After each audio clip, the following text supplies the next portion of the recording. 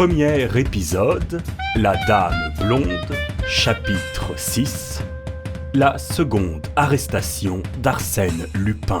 Dès 8h, 12 voitures de déménagement encombrèrent la rue Crevaux, entre l'avenue du Bois de Boulogne et l'avenue Bugeaud. Monsieur Félix Davet quittait l'appartement qu'il occupait au 4e étage du numéro 8. Et Monsieur Dubreuil, expert, qui avait réuni en un seul appartement le 5e étage de la même maison et le 5e étage des deux maisons contiguës, expédiait le même jour, pure coïncidence puisque ces messieurs ne se connaissaient pas, les collections de meubles pour lesquelles tant de correspondants étrangers lui rendaient quotidiennement visite.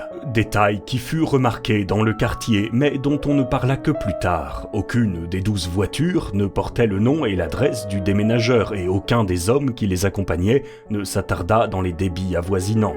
Ils travaillèrent si bien qu'à 11h, tout était fini. Il ne restait plus rien que ces monceaux de papier et de chiffons qu'on laisse derrière soi au coin des chambres vides. Monsieur Félix Davet, jeune homme élégant, vêtu selon la mode la plus raffinée, mais qui portait à la main une canne d'entraînement dont le poids indiquait chez son possesseur un biceps peu ordinaire, Monsieur Félix Davet s'en alla tranquillement et s'assit sur le banc de l'allée transversale qui coupe l'avenue du Bois, en face de la rue Pergolèse. Près de lui, une femme en tenue de petite bourgeoise lisait son journal, tandis qu'un enfant jouait à creuser avec sa pelle un tas de sable. Au bout d'un instant, Félix Davet dit à la femme sans tourner la tête : « Ganimard, Parti depuis ce matin 9h. où ? À la préfecture de police. Seul ? Seul.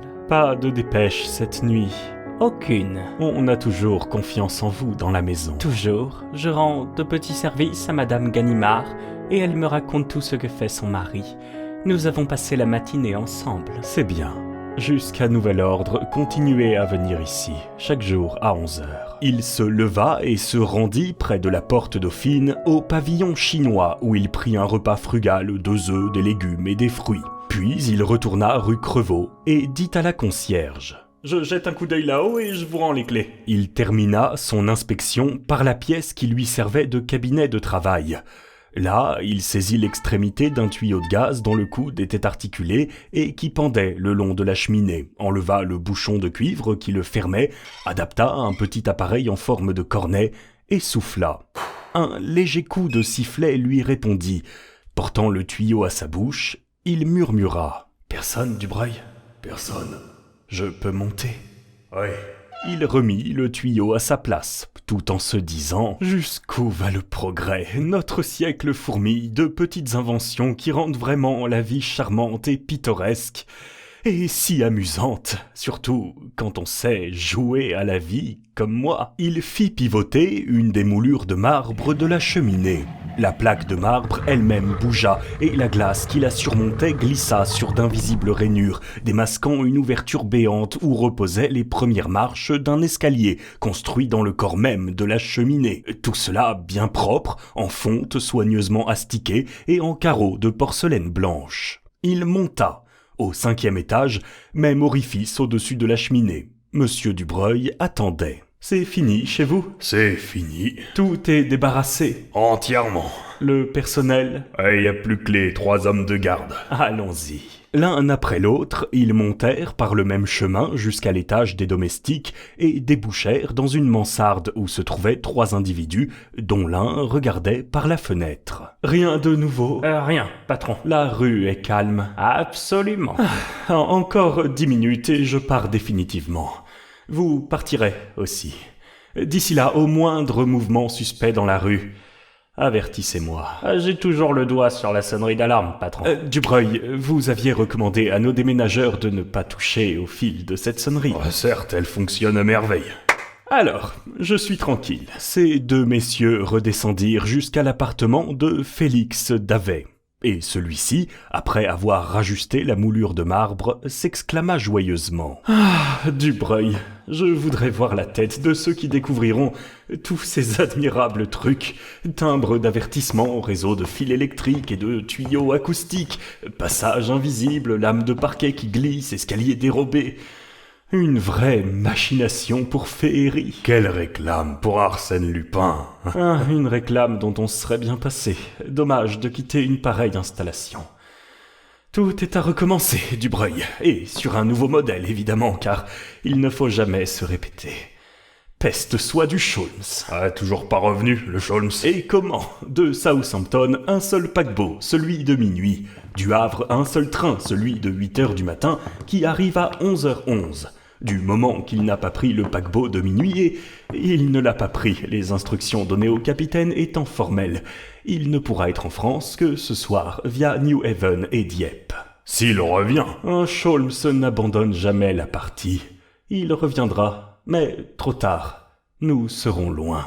Et mademoiselle Destange? Je dois la retrouver dans 1 heure. Chez elle? Oh non, elle ne rentrera chez elle que dans quelques jours après la tourmente. Et lorsque je n'aurai plus à m'occuper que d'elle. Mais vous, Dubreuil, il faut vous hâter. L'embarquement de tous nos colis sera long et votre présence est nécessaire sur le quai. Vous êtes sûr que nous ne sommes pas surveillés? Par qui? Je ne craignais que Sholmes.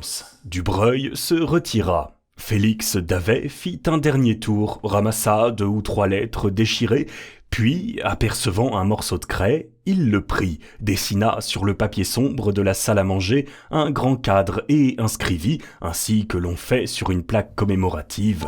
Ici habita, durant 5 années, au début du XXe siècle, Arsène Lupin, gentilhomme cambrioleur. Cette petite plaisanterie parut lui causer une vive satisfaction. Il la contempla en sifflotant un air d'allégresse et s'écria « Maintenant que je suis en règle avec les historiens des générations futures, filons, dépêchez-vous, maître Herlock Sholmes, avant 3 minutes j'aurai quitté mon gîte et votre défaite sera totale. Encore 2 minutes, vous me faites attendre, maître. Encore 1 minute, vous ne venez pas, eh bien je proclame votre déchéance et mon apothéose. Sur quoi je m'esquive. Adieu, royaume d'Arsène Lupin, je ne vous verrai plus. Adieu les 55 pièces des 6 appartements sur lesquels je régnais. Adieu ma chambrette, mon austère chambrette. » Une sonnerie coupa net son accès de lyrisme, une sonnerie aiguë, rapide et stridente qui s'interrompit 2 fois, reprit 2 fois et cessa. C'était la sonnerie d'alarme. Qui avait-il donc? Quel danger imprévu! Ganimard? Mais non, il fut sur le point de regagner son bureau et de s'enfuir. Mais d'abord, il se dirigea du côté de la fenêtre. Personne dans la rue. L'ennemi serait-il donc déjà dans la maison? Il écouta et crut discerner des rumeurs confuses. Sans plus hésiter, il courut jusqu'à son cabinet de travail et, comme il en franchissait le seuil, il distingua le bruit d'une clé que l'on cherchait à introduire dans la porte du vestibule. « Diable !» murmura-t-il, « il n'est que temps. La maison est peut-être cernée. L'escalier de service impossible. Heureusement que la cheminée... » Il poussa vivement la moulure. Elle ne bougea pas. Il fit un effort plus violent. Elle ne bougea pas. Au même moment, il eut l'impression que la porte s'ouvrait là-bas et que des pas résonnaient. « Sacré nom !» jura-t-il. « Je suis perdu si ce fichu mécanisme... » Ses doigts se convulsèrent autour de la moulure. De tout son poids, il pesa. Rien ne bougea. Rien, par une malchance incroyable, par une méchanceté vraiment affreuse du destin, le mécanisme qui fonctionnait encore un instant auparavant ne fonctionnait plus. Il s'acharna, se crispa. Le bloc de marbre demeurait inerte, immuable. Malédiction, était-il admissible que cet obstacle stupide lui barrât le chemin?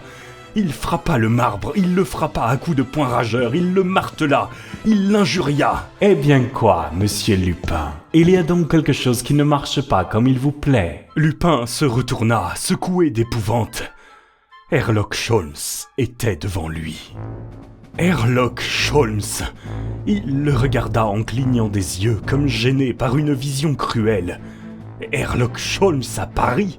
Herlock Sholmes qu'il avait expédié la veille en Angleterre ainsi qu'un colis dangereux et qui se dressait en face de lui, victorieux et libre? Ah, pour que cet impossible miracle se fût réalisé, malgré la volonté d'Arsène Lupin, il fallait un bouleversement des lois naturelles, le triomphe de tout ce qui est illogique et anormal. Herlock Sholmes en face de lui? Et l'Anglais prononça, ironique à son tour, et plein de cette politesse dédaigneuse avec laquelle son adversaire l'avait si souvent cinglé. « Monsieur Lupin, je vous avertis qu'à partir de cette minute, je ne penserai plus jamais à la nuit que vous m'avez fait passer dans l'hôtel du baron d'Autrec, plus jamais aux mésaventures de mon ami Wilson, plus jamais à mon enlèvement en automobile, et non plus à ce voyage que je viens d'accomplir, ficelé par vos ordres sur une couchette peu confortable. Cette minute efface tout. Je ne me souviens plus de rien. Je suis payé, et je suis royalement payé. » Lupin garda le silence. L'Anglais reprit. « N'est-ce pas votre avis ?» Il avait l'air d'insister comme s'il eût réclamé un acquiescement, cette sorte de quittance à l'égard du passé. Après un instant de réflexion, durant lequel l'Anglais se sentit pénétré et scruté jusqu'au plus profond de son âme, Lupin déclara « Je suppose, monsieur, que votre conduite actuelle s'appuie sur des motifs sérieux, extrêmement sérieux. Le fait d'avoir échappé à mon capitaine et à mes matelots n'est qu'un incident secondaire de notre lutte, mais le fait d'être ici, devant moi, seul, vous entendez, seul en face d'Arsène Lupin me donne à croire que votre revanche est aussi complète que possible. Ah, aussi complète que possible. Cette maison, cernée, les 2 maisons voisines, cernées, l'appartement au-dessus de celui-ci, les 3 appartements du 5e que M. Dubreuil occupait, cernés, de sorte que vous êtes pris, Monsieur Lupin, irrémédiablement pris.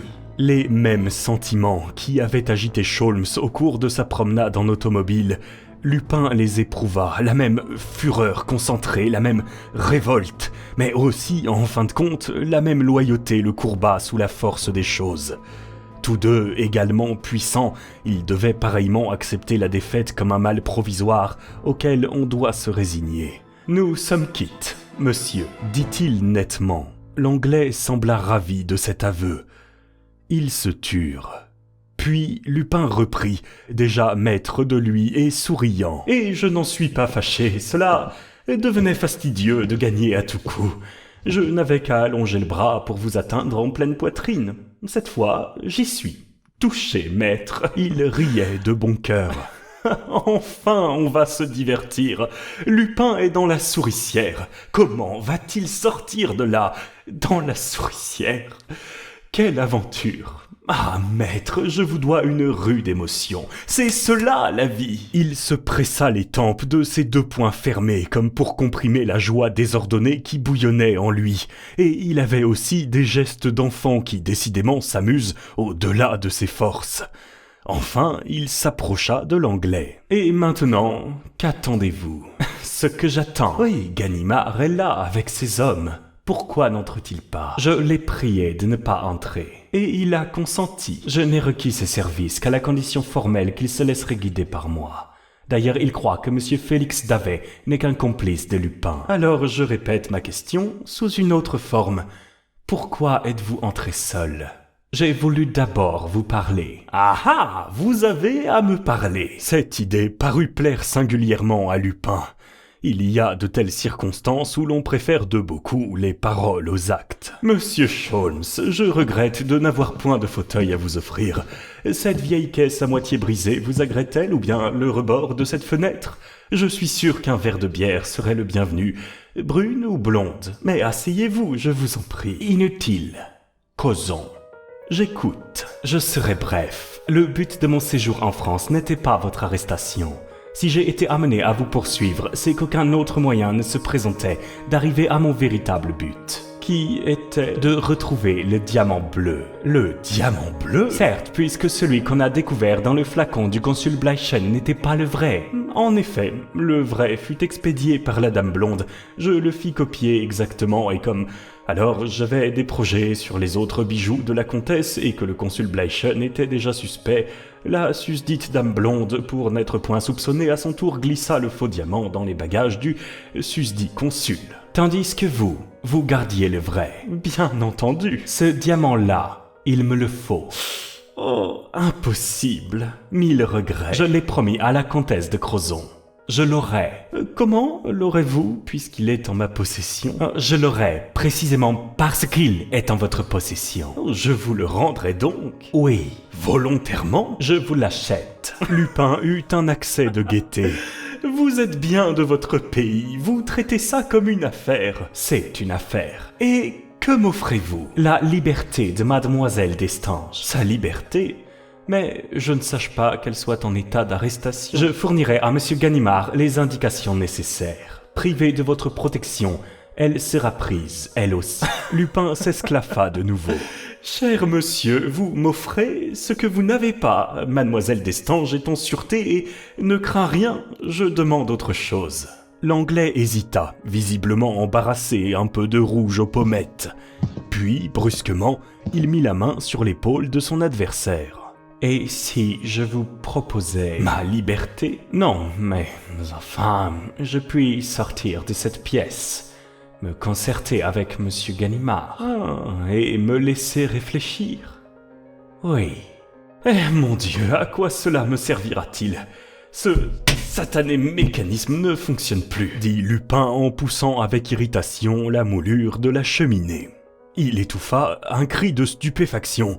Cette fois, caprice des choses, retour inespéré de la chance, le bloc de marbre avait bougé sous ses doigts. C'était le salut, l'évasion possible.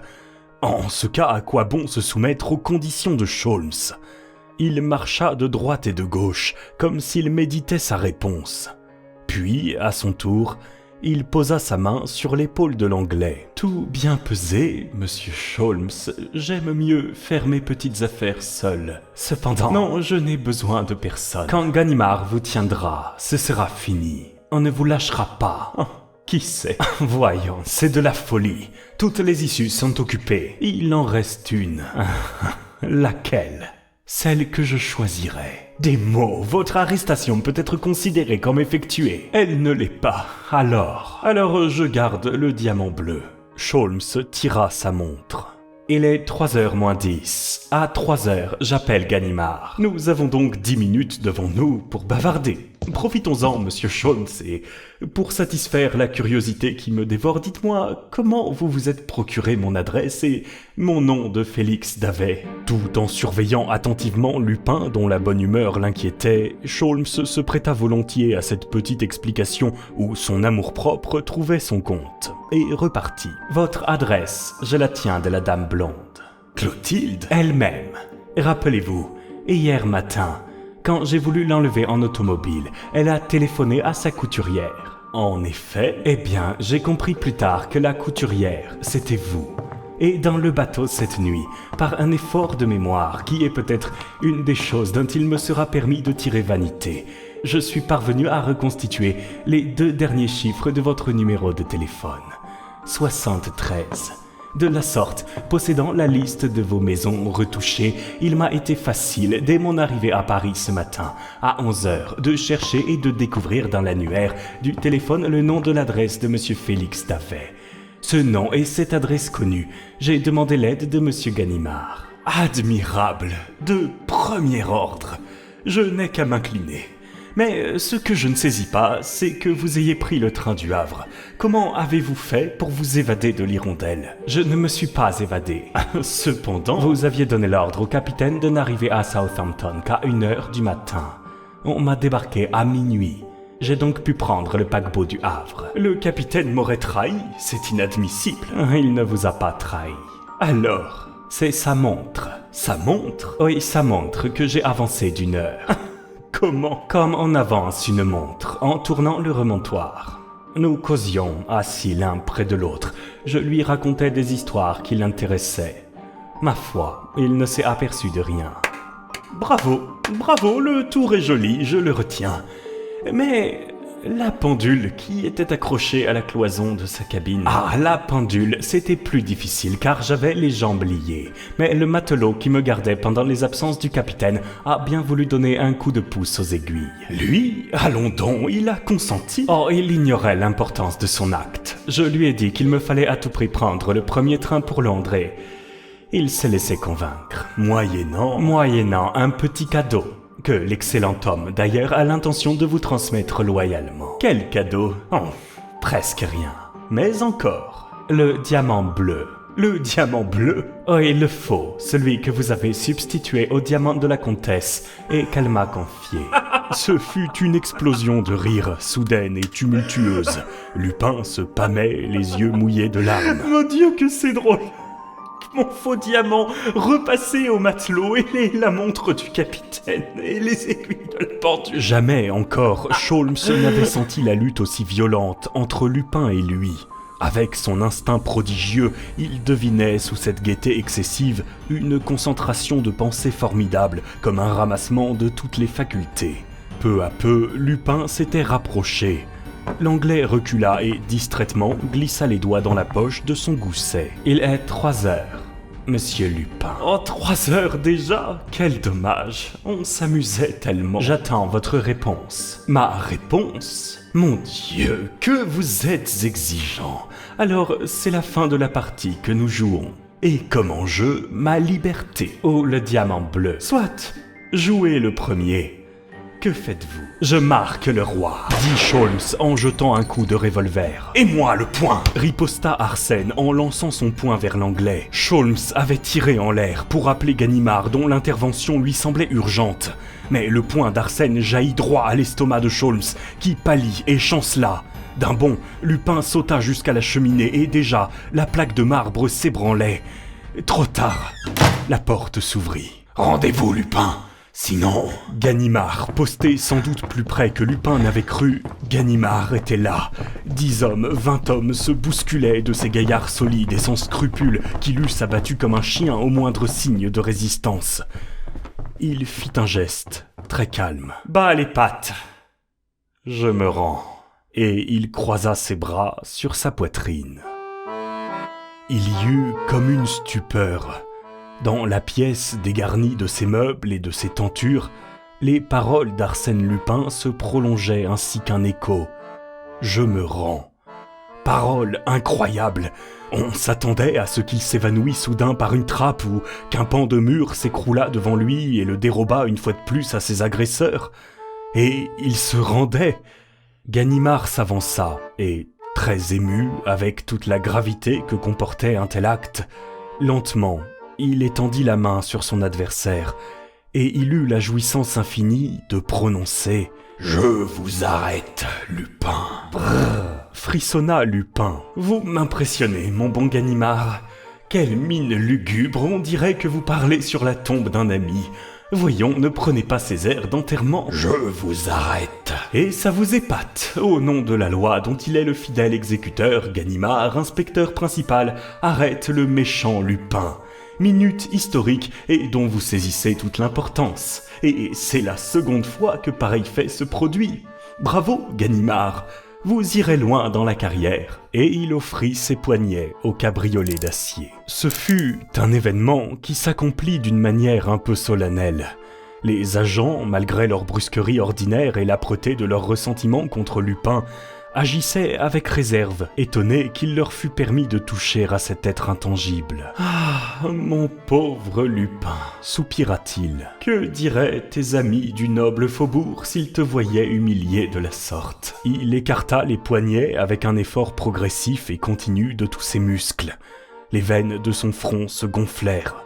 Les maillons de la chaîne pénétrèrent dans sa peau. « Allons-y, fit-il. » La chaîne sauta, brisée. Une autre, camarade, celle-ci ne vaut rien. » On lui en passa 2. Il approuva. « Ah, à la bonne heure, vous ne sauriez prendre trop de précautions. » Puis, comptant les agents, « Combien êtes-vous, mes amis? 25, 30 ? C'est beaucoup, rien à faire. » Ah, si vous n'aviez été que 15. Il avait vraiment de l'allure, une allure de grand acteur qui joue son rôle d'instinct et de verve avec impertinence et légèreté. Sholmes le regardait comme on regarde un beau spectacle dont on sait apprécier toutes les beautés et toutes les nuances. Et vraiment, il eut cette impression bizarre que la lutte était égale entre ces 30 hommes d'un côté, soutenus par tout l'appareil formidable de la justice, et de l'autre côté, cet être seul, sans armes et enchaîné. Les 2 parties se valaient. « Eh bien, maître, lui dit Lupin, voilà votre œuvre. Grâce à vous, Lupin va pourrir sur la paille humide des cachots. Avouez que votre conscience n'est pas absolument tranquille et que le remords vous ronge. » Malgré lui, l'Anglais haussa les épaules avec l'air de dire « Il ne tenait qu'à vous. »« Jamais, jamais !» s'écria Lupin. « Vous rendre le diamant bleu? Ah non, il m'a coûté trop de peine déjà. J'y tiens, lors de la première visite que j'aurai l'honneur de vous faire à Londres. Le mois prochain sans doute, je vous dirai les raisons. Mais serez-vous à Londres le mois prochain? Préférez-vous Vienne, Saint-Pétersbourg ?» Il sursauta. Au plafond, soudain, résonnait un timbre. Et ce n'était plus la sonnerie d'alarme, mais l'appel du téléphone, dont les fils aboutissaient à son bureau, entre les 2 fenêtres et dont l'appareil n'avait pas été enlevé. Le téléphone. Ah, qui donc allait tomber dans le piège que tendait un abominable hasard? Arsène Lupin eut un mouvement de rage vers l'appareil, comme s'il avait voulu le briser, le réduire en miettes, et par là même étouffer la voix mystérieuse qui demandait à lui parler. Mais Ganimard décrocha le récepteur et se pencha. « Allô ? Allô ? Le numéro 648-73. Oui, c'est ici. » Vivement, avec autorité, Sholmes l'écarta, saisit les 2 récepteurs et appliqua son mouchoir sur la plaque pour rendre plus indistinct le son de sa voix. À ce moment, il leva les yeux sur Lupin, et le regard qu'ils échangèrent leur prouva que la même pensée les avait frappés tous deux, et que tous deux, ils prévoyaient jusqu'aux dernières conséquences de cette hypothèse possible, probable, presque certaine. C'était la dame blonde qui téléphonait. Elle croyait téléphoner à Félix Davet, ou plutôt à Maxime Bermond, et c'est à Sholmes qu'elle allait se confier. Et l'Anglais scanda « Allô ? Allô ?» Un silence, et Sholmes. « Oui, c'est moi, Maxime. » Tout de suite, le drame se dessinait avec une expression tragique. Lupin, l'indomptable et railleur Lupin, ne songeait même pas à cacher son anxiété. Et la figure pâlie d'angoisse, il s'efforçait d'entendre, de deviner. Et Sholmes continuait en réponse à la voix mystérieuse. « Allô, allô, mais oui, tout est terminé. Et je m'apprêtais justement à vous rejoindre, comme il était convenu. Mais à l'endroit où vous êtes, ne croyez-vous pas que c'est encore là ?» Il hésitait, cherchant ses mots, puis il s'arrêta. Il était clair qu'il tâchait d'interroger la jeune fille sans trop s'avancer lui-même et qu'il ignorait absolument où elle se trouvait. En outre, la présence de Ganimard semblait le gêner. Ah, si quelque miracle avait pu couper le fil de cet entretien diabolique! Lupin l'appelait de toutes ses forces, de tous ses nerfs tendus. Et Sholmes prononça. « Allô ? Allô ? Vous n'entendez pas ? Moi non plus. Très mal. C'est à peine si je distingue. Vous m'écoutez ? Eh bien voilà, en réfléchissant, il est préférable que vous rentriez chez vous. Quel danger ? Aucun. Mais il est en Angleterre, j'ai reçu une dépêche de Southampton me confirmant son arrivée. » L'ironie de ces mots, Sholmes les articula avec un bien-être inexprimable. Et il ajouta. « Ainsi donc, ne perdez pas de temps, cher ami.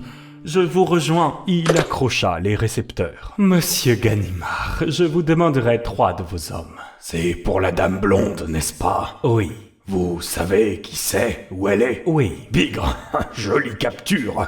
Avec Lupin, la journée est complète. Folenfant, emmenez 2 hommes et accompagnez monsieur. » L'Anglais s'éloigna, suivi des 3 agents.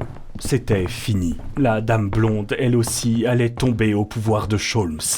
Grâce à son admirable obstination, grâce à la complicité d'événements heureux, la bataille s'achevait pour lui en victoire. Pour Lupin, en un désastre irréparable. « Monsieur Sholmes !»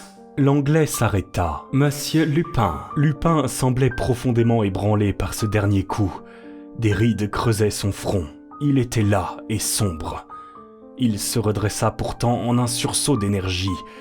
Et malgré tout, allègre, dégagé, il s'écria « Vous conviendrez que le sort s'acharne après moi. Tout à l'heure, il m'empêche de m'évader par cette cheminée et me livre à vous. Cette fois, il se sert du téléphone pour vous faire cadeau de la dame blonde. Je m'incline devant ses ordres.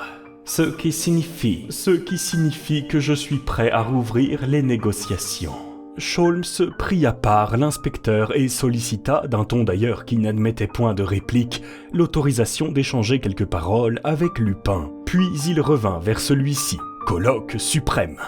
Il s'engagea sur un ton sec et nerveux. « Que voulez-vous ? La liberté de mademoiselle Destange. Vous savez le prix. » « Oui. Et vous acceptez ? » « J'accepte toutes vos conditions. »« Ah !» fit l'Anglais, étonné. « Mais vous avez refusé. Pour vous. Il s'agissait de moi, Monsieur Sholmes. Maintenant, il s'agit d'une femme. Et d'une femme que j'aime. En France, voyez-vous, nous avons des idées très particulières sur ces choses-là. Et ce n'est pas parce que l'on s'appelle Lupin que l'on agit différemment. Au contraire, il dit cela très calmement. Sholmes eut une imperceptible inclinaison de la tête et murmura. « Alors, le diamant bleu. Prenez ma canne, là, au coin de la cheminée. Serrez d'une main la pomme et de l'autre, tournez la virole de fer qui termine l'extrémité opposée du bâton. » Sholmes prit la canne et tourna la virole, et, tout en tournant, il s'aperçut que la pomme se dévissait. À l'intérieur de cette pomme se trouvait une boule de mastic. Dans cette boule, un diamant. Il l'examina. C'était le diamant bleu. « Mademoiselle Destange est libre, Monsieur Lupin. Libre dans l'avenir comme dans le présent. Elle n'a rien à craindre de vous, ni de personne. Quoi qu'il arrive, je ne sais plus son nom, ni son adresse. Merci. Et au revoir. Car on se reverra, n'est-ce pas, Monsieur Sholmes ? Je n'en doute pas. » Il y eut entre l'Anglais et Ganimard une explication assez agitée à laquelle Sholmes coupa court avec une certaine brusquerie. « Je regrette beaucoup, Monsieur Ganimard, de n'être point de votre avis. Mais je n'ai pas le temps de vous convaincre. Je pars pour l'Angleterre dans 1 heure. » Cependant, la dame blonde... Je ne connais pas cette personne. Il n'y a qu'un instant... C'est à prendre ou à laisser. Je vous ai déjà livré Lupin. Voici le diamant bleu, que vous aurez le plaisir de remettre vous-même à la comtesse de Crozon. Il me semble que vous n'avez pas à vous plaindre. Mais la dame blonde... Trouvez-la. Il enfonça son chapeau sur sa tête et s'en alla rapidement, comme un monsieur qui n'a pas coutume de s'attarder lorsque ses affaires sont finies. « Bon voyage, maître !» cria Lupin. « Et croyez bien que je n'oublierai jamais les relations cordiales que nous avons entretenues.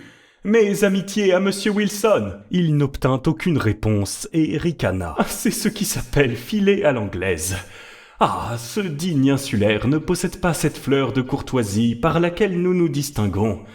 Pensez un peu, Ganimard, à la sortie qu'un Français eût effectuée en de pareilles circonstances, sous quel raffinement de politesse il eût masqué son triomphe. Mais, Dieu me pardonne, Ganimard, que faites-vous ? Allons bon, une perquisition, mais il n'y a plus rien, mon pauvre ami, plus un papier. Mes archives sont en lieu sûr. Qui sait ? Lupin se résigna. Tenu par 2 inspecteurs, entouré par tous les autres, il assista patiemment aux diverses opérations. Mais au bout de 20 minutes, il soupira. « Vite, Ganimard, vous n'en finissez pas. »« Vous êtes donc bien pressé. »« Si je suis pressé, un rendez-vous urgent. »« Au dépôt. »« Non, en ville. »« Bah, et à quelle heure ?»« À 2 heures. »« Il en est 3. »« Justement, je serai en retard et il n'est rien que je déteste comme d'être en retard. »« Me donnez-vous 5 minutes. »« Ah, pas une de plus. »« Trop aimable. Je vais tâcher. »« Ne parlez pas tant. » Encore ce placard, mais il est vide. Ah, cependant, voici des lettres. 2 vieilles factures. Non, un paquet attaché par une faveur. Une faveur rose. Oh, Ganimard, ne dénouez pas, pour l'amour du ciel. C'est d'une femme. Oui. Une femme du monde. Du meilleur. Son nom. Madame Ganimard. Très drôle, s'écria l'inspecteur d'un ton pincé. À ce moment, les hommes envoyés dans les autres pièces annoncèrent que les perquisitions n'avaient abouti à aucun résultat.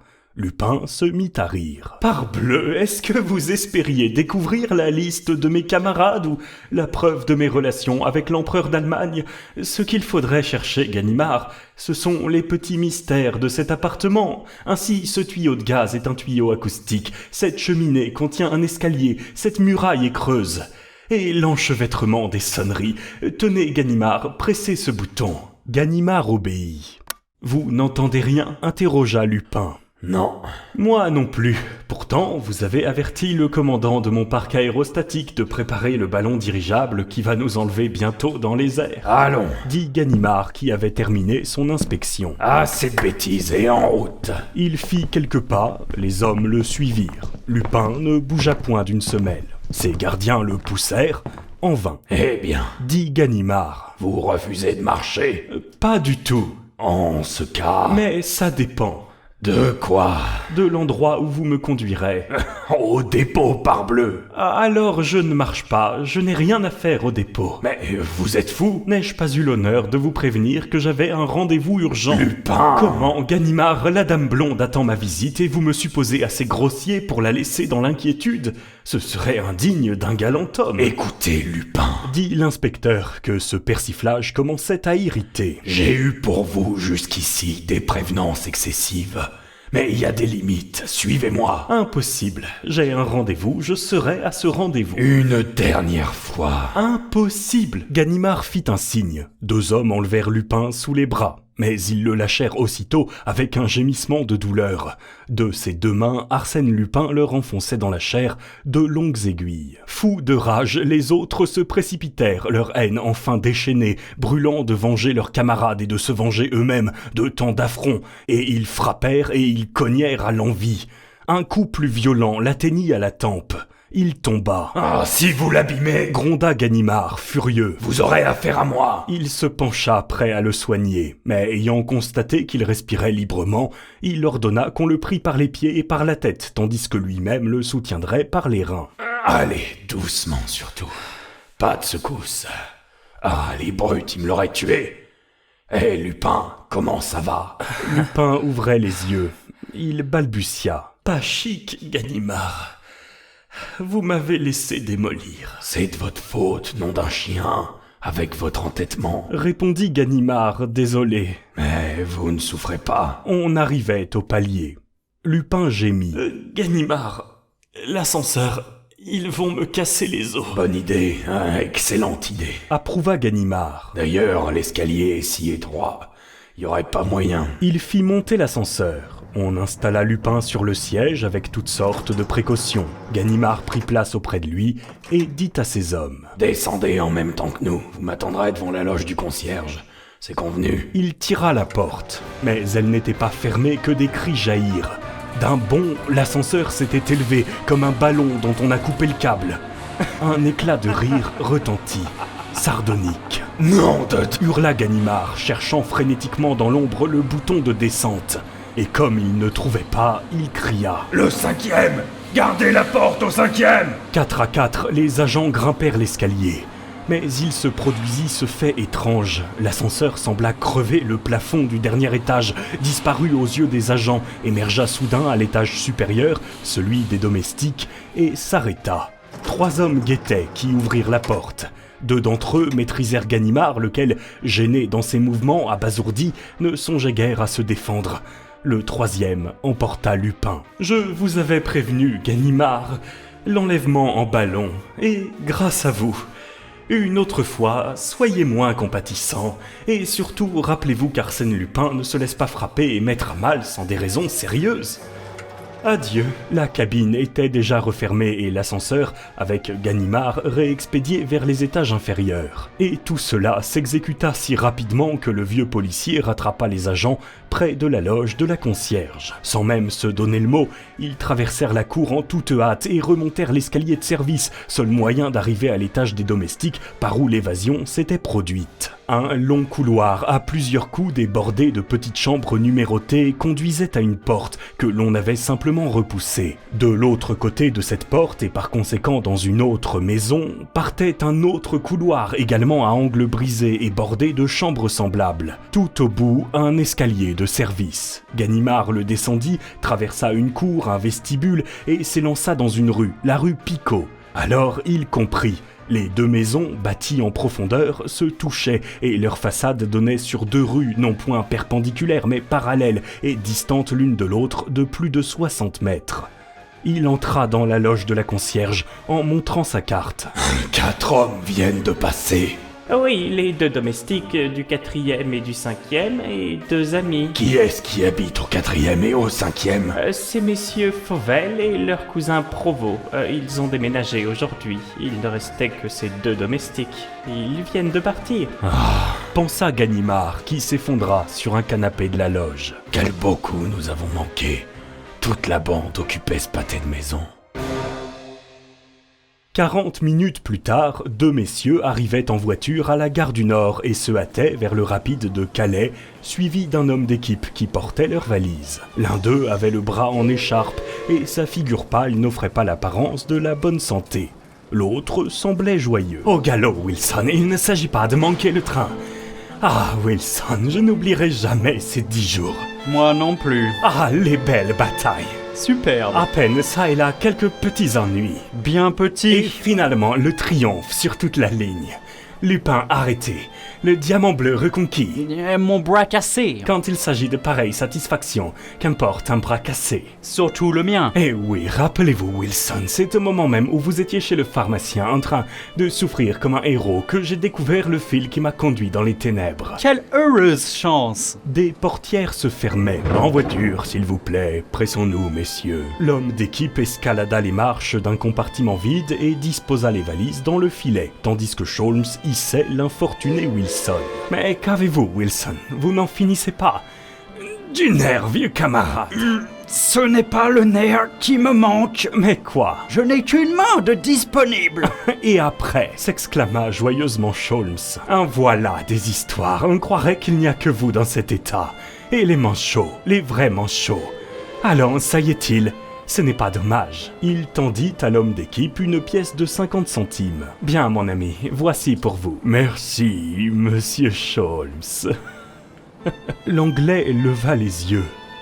Arsène Lupin, vous, balbutia-t-il ahuri, et Wilson bégaya en brandissant son unique main avec des gestes de quelqu'un qui démontre un fait. Vous, mais vous êtes arrêté. Sholmes me l'a dit. Quand il vous a quitté, Ganimard et ses 30 agents vous entouraient. Lupin croisa ses bras et, d'un air indigné, « Alors vous avez supposé que je vous laisserais partir sans vous dire adieu, après les excellents rapports d'amitié que nous n'avons jamais cessé d'avoir les uns avec les autres. Mais ce serait de la dernière incorrection.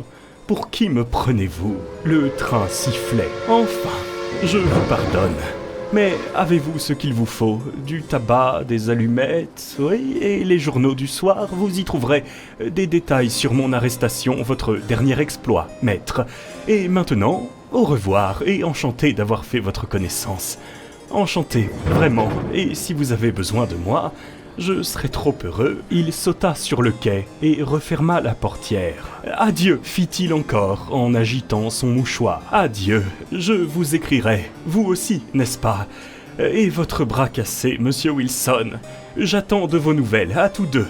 Une carte postale, de temps à autre. Comme adresse, Lupin, Paris. C'est suffisant. Inutile d'affranchir. Adieu. À bientôt. »